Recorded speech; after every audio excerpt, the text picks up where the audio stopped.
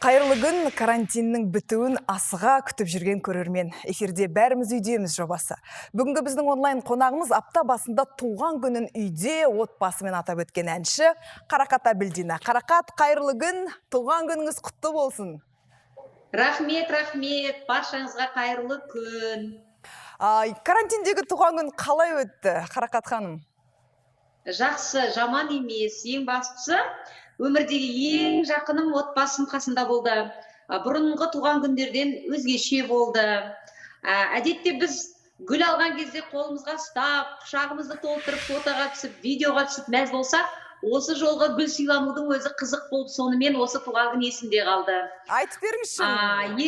Ертемен ұлдар үйдегі отағасы өздерінің әдемі гүлдерін әдемілеп тұрып, сұйық сабынмен жуып, оны жарты сағат кептіріп, оны антисептикпен жақсылап тұрып сеуіп, сөйтіп әбден дайындап, және де мені қолыма ұстамауымды өтініп, тек қана көріп қана қуансаң деп вазаға салып қойып, сондай бір қызық күлкілі бір жағынан сондай бір жағдай болды.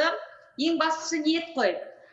Сол алғашқы сол құттықтау, әрине ол менің жақындарымнан, анам бастап, ағайын туыс бауырларым құттықтап жатты. Барлығы онлайн әдемі дәмді тамақ пісірдік, тәтті торт міндетті түрде. Өзіміз сол бала-шағамыздың ортасында жаңа жасқа тәубашылық айтып, шүкіршілік айтып, әп-әдемі қарсы алдық. Қарақат ханым, енді бүгін карантиннің нешінші күні өзі? Күндерден шатасып кеткен жоқсыз ба? Осы вақыттары үйден не істеп жатырсыз? 16-сы басталған білемін. 16-сынан бастап біз үйде отырмыз. Президентіміз қалай үндеу шықты, қандай бір тәртіпке бағынайық, осындай бір үйден табылыңыздар, үйден шықпаңыз деген үндеуден бастап біз мүлдем тіпті 5 минутқа аулаға да шыққан жоқпыз. Заң, тәртіп барлығымызға ортақ. Біз бұл індеттен тек қана тәртіпке бағынған кезде ғана шыға алады екенбіз. Осы уақыттары үйден не істеп үлгердіңіз, Қарақат ханым? Негізі біздің өмірді білесіздер ғой, көбіне біз сырттамыз. Гастроль дейміз, съемка дейміз, телевидениеда да жұмыстар бар, түрлі жаңағыдай мектебімнің жұмыстары бар. Жалпы өміріміздің көбі шыны керек сыртта өтеді екен. Сөйтіп, бала-шағамызға, өзіміздің үй жайымызға көбіне қарауға мүмкіндік таппай жатамыз. Сол олқылықтардың орнын толтырып, осы карантинді пайдаланып, үйдегі де мен қарауым керек болған, мен өзім соны реттеуім керек, өзім жинауым керек болған шаруаның барлығын өзім тындырып, бір рахат күй кешіп жатырмын. Көмекшіңіз жоқ қой? Көмекшіңіз жоқ қой қазір? Бәрін өзіңіз істеп жатырсыз ғой? Көмекшім бар, көмекшісіз енді ол мүмкін емес, шыны керек. Бірақ дегенмен де ешкім сенің шаруаңды істеп бере алмайтын жұмыстар бар. Мысалға айтатын болсақ, мен неден бастадым? Мен сол қысқы қалың тон киімдердің барлығын әдемілеп, тазартып, кептіріп, салып, жылы, жазғы, көктемгі жеңіл киімдерді шығарып сорттау. Ол да кәдімгідей сіздің 1-2 күніңізді алады. Себебі бұл жерде мен жеке өз басымның ғана киімдерім емес, әрбір бала-шағамның киімдерін қысқарғаны бар, тозғаны бар. Келесі жылға әдемілеп кию үшін оны жаңағыдай жаңартып, тазартып салғанымыз бар. Соның өзіне 1-2 күндей уақытым кетті. Өнердегі әріптестеріңізбен тамаша бір әнге видео түсіріпсіздер, бір көріп алайықшы. Атадан бүгін бізге жалғасқан қыз ұлым, тұныққа шөлгейді, аңсайды күн жылуын. Тәңірдің рахымын жасаған адам ата, хауаларың сыйы. Әйелдер айдың жақұтқа сеңер, бақыт сыйла шаттыққа бөлер. Жүректің ыстық, жылуын бөліп, сыйлай білсеңіз бақытты ел. Қарақат, енді жаңа өзіңізде айтып жатырсыз ғой, өнерде жүрген әйелдердің көп уақыты сыртта өтеді деп. Сіз 10 жылда пайымдасам да түсінбеген ең бағалы дүниемді осы 10 күннің ішінде түсіндім деп әлеуметтік желіде жазыпсыз. Ең қымбат дүние не екен сіз үшін? Біз құнсызды құнды қылып, бағасызды бағалы қылып, мүлдем уақытыңды, алтын уақытыңды бөлмейтін нәрсеге уақытымызды бөліп, солай көбіне алтын уақытымызды бір бос дүниеге жіберіп жатқан кездеріміздің көп екенін пайымдадым, соны түсіндім. Себебі біз көңілшекпіз, біз көңілге қас-қабаққа қараймыз, шақырған жердің барлығынан қалмауға тырысамыз. Себебі көңіліне қараймыз дегендей, ал сөйтіп жатсаңыз, сіздің жарты өміріңіз сол сыртта өтіп жатқанын өзің де білмей қалады екенсің. Ал енді сол сәтте, сол уақытта сенің ең жақын Құдайдың берген балалары, олардың мысалға ананың мейіріміне зәру, сенің ақылыңа, сенің соның қасынан табылғаныңа, әрбір сәтін көру, сол әрбір сәтіндегі өзгерістерде соның куәсі болу деген көптеген жағдайда біздер қасынан табыла алмай қалып жатамыз. Тіпті мынау сабағын оқыту деген мәселе бар, ата-аналар жиналысы деген бар. Басқасын айтпағанда, мынау дастарханда төрт көзіміз түгел отырып, бір-бірімізге қарап отырып, ас ішудің өзі бір бақыт екенін ұқтым. Қарақат ханым, әлеуметтік желілерде елге танымал әншілердің суреті, видеосы шықса, астына жерден алып жерге салатын комментарийларды көп оқып қаласың.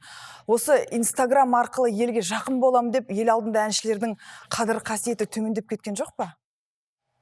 Әңгімеңіздің жаны бар. Әңгімеңіздің жаны бар. Бұрынғы біздің ардагер әншілерімізді мысалға бір көруге арман болатын, ол кісілердің бір арайлы жүзін көріп, ән тыңдағанға халық сондай бір таңсық, сондай бір керемет сезім болса, бүгінгі таңда осы әлеуметтік желі қалай пайда болды, біз тым жақындадық.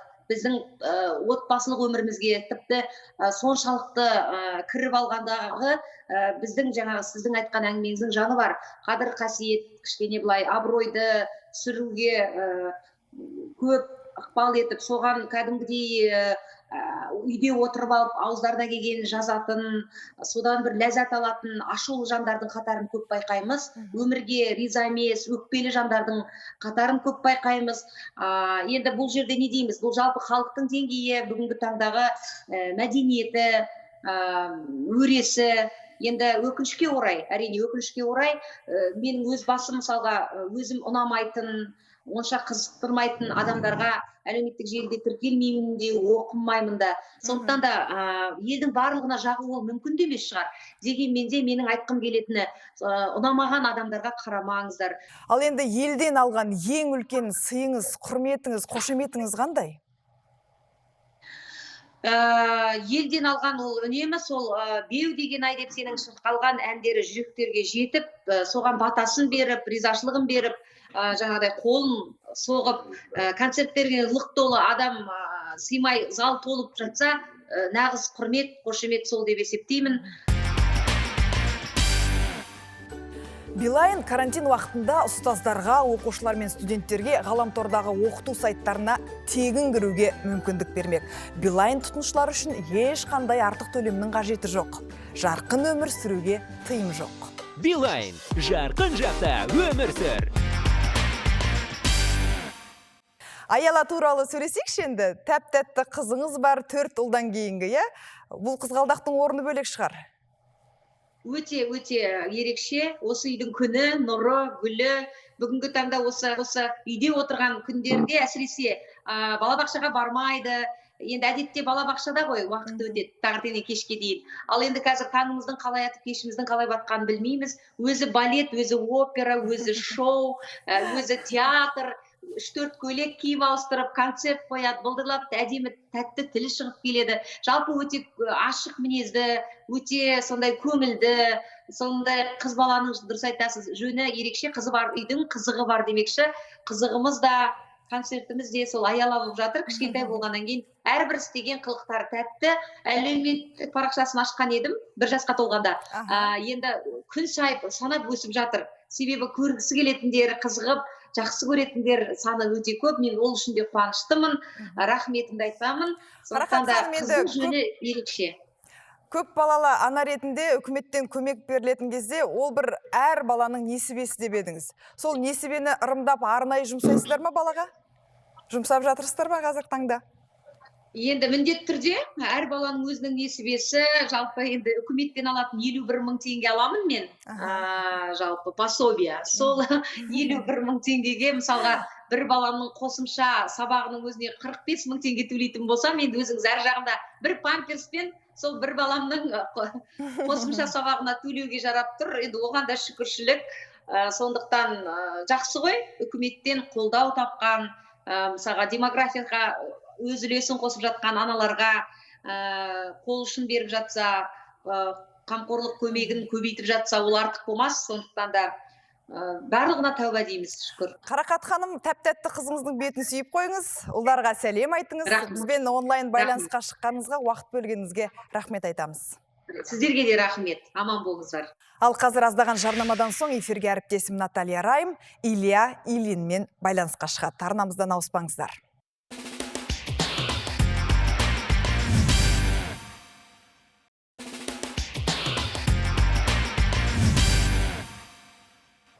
Добрый день! В эфире самая позитивная программа «Бәріміз сөйдеміз». В ближайшие 10 минут мы будем заряжать вас хорошим настроением. И все для того, чтобы вы оставались дома в период карантина.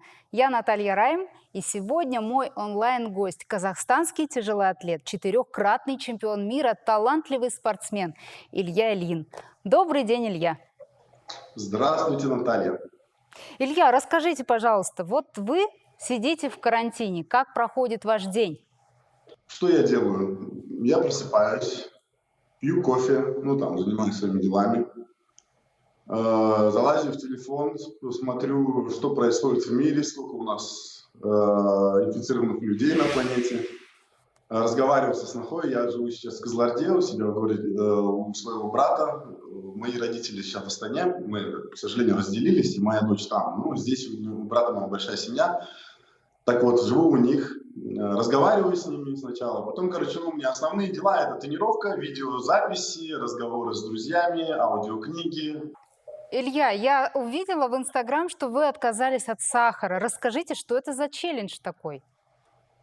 Да, я отказался от сахара, это большая победа, кстати, для меня. Я очень рад этому, что я наконец-то дошел сознанием, что я могу, я готов прекратить это все безобразие в своей жизни.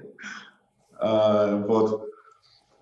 И сегодня 15-й день у меня без сахара, я замечательно себя чувствую. Илья, сейчас все масштабные спортивные проекты переносятся на неопределенное время. Олимпиаду перенесут, если коронавирус не отступит, футбольные отборочные матчи. Вот каково для спортсмена? Это все-таки шанс лучше подготовиться или это повод расслабиться? Кому как, спортсмены разные, в разной форме. Кому-то это большой шанс попасть на Олимпиаду, еще раз тренироваться больше. Кто еще недотренированный, а кто перетренированный. Ему лучше немножко сбавить нагрузки, подумать, какие плюсы и минусы у него есть, и поработать над этим. Я думаю, нам Олимпийский комитет даст какое-то время собраться, спокойно подготовиться к Олимпиадам, к Олимпийским играм и набрать хорошие результаты. Как проходит ваш день? Многие казахстанцы перешли из категории жаворонки в категорию сов. Вот вы во сколько просыпаетесь и во сколько ложитесь спать?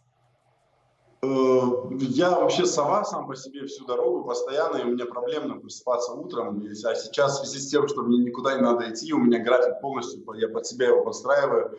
Я, естественно, сова, я просыпаюсь днем, 3 дня, 2 часа дня. В период карантина хочется себя побаловать. Девушки, да и не только девушки, поедают шоколад. Кто-то пьет с утра шампанское. Как вы поощряете себя? Неужели не хочется съесть чего-нибудь сладенького?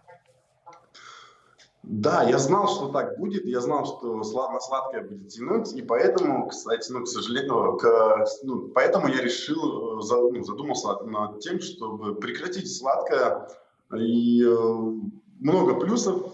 Я сейчас не могу себе позволить сладкое, моя фигура в норме, у меня хорошее настроение, вот 2 недели я прям стабильно себя стал чувствовать, никакого притяжения к сладкому и все такое. Вот. Нет, не тянет, чем я себя могу побаловать, это чашкой кофе. У меня во дворе стоит штанга, мне ребята ее принесли, я могу потренироваться. Хорошо, но многие считают карантин все-таки стрессовой ситуацией и заедают его. Это сладкое, жирное, алкоголь. Дайте совет как профессиональный спортсмен, как сдерживать себя от этих вкусных соблазнов.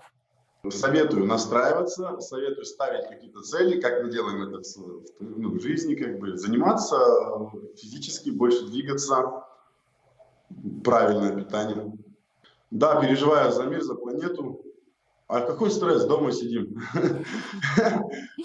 А как привести себя в форму? Ну вот закончился карантин, вот встаешь на весы, а там плюс энное количество килограмм. Что делать? Ага. Успокоиться, в первую очередь. Все нормально, это нормально для каждого человека. Потом, наверное, подумать над тем, что пора идти в зал потихоньку на работу, в зал спортивный, тренировочный, потом посмотреть, что ты кушал из сладкого, из своих там, ну, всяких сладостей, которые тебе нравятся, потихоньку надо убирать это. Вот. И что еще посоветую? Надо собраться, собрать схему действий, которые ты будешь делать для того, чтобы там похудеть, для того, чтобы сделать что-то для себя, чтобы вернуться в старое русло. Это схема действий, которые тебе помогут дальше продолжать жить в нормальном режиме.